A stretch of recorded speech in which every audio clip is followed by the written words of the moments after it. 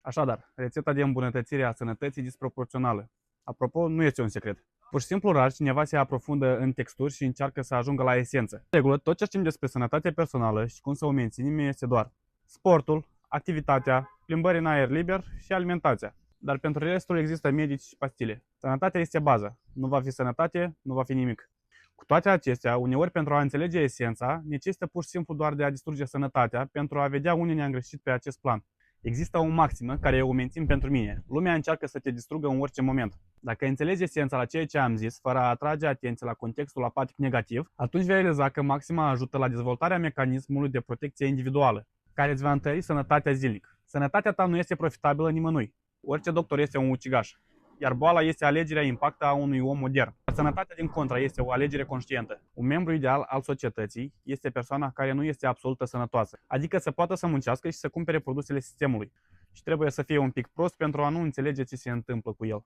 Sănătatea nu constă doar în activitatea fizică și nutriția corectă. Este despre abordarea integrativă holistică. Sănătatea este un sistem în care fiecare element influențează asupra ei. Organismul uman este un sistem de autoreglare și autovindecare. Oferă lui careva condiții și el se va vindeca absolut legitim. În conceptul de sănătate personală există așa termeni ca noduri de putere, adică puncte de concentrare a utilității, prin influența cărora puteți obține rezultate disproporționale în utilitate. Deci, pentru atenția dumneavoastră, nodul de putere numărul 1.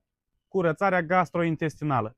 Nu foame, nu detox, nu dietă, deși aceste lucruri sunt destul de importante. Curățirea gastrointestinală funcționează la scăderea greutății, îmbunătățirea pelii, îmbunătățirea somnului, creșterea tonului vital și reducerea cantității de alimentație. Asta este un baf destul de normal, nu? Singura întrebare, cum să faci această curățire? Ei bine, caută un produs destul de complex și sigur, de dorit pe baze de plante. Programul și utilizarea trebuie să fie cuprinse fără a utiliza postul, deoarece frații tăi mai mici din tine, care pot constitui până la 20% din greutatea ta, nu sunt de acord cu foamea. Și odată ce vei începe să nu-i mai asiguri cu alimentație, ei vor începe să se alimenteze din tine. De regulă, dacă dorești să începi un post sau un detox, este nevoie mai întâi să scapi de parazitalele intestinale. Nodul numărul 2. Pământarea. Esența este că măcar 2 ore pe zi să fii discuți pe pământ. Asta necesită pentru a ne încărca cu energie, pentru a încălzi extremitățile. Pământarea tratează oasele, facilitatea, moderează intuiția și permite accesul la clar viziune. Numărul 3. Plimbările.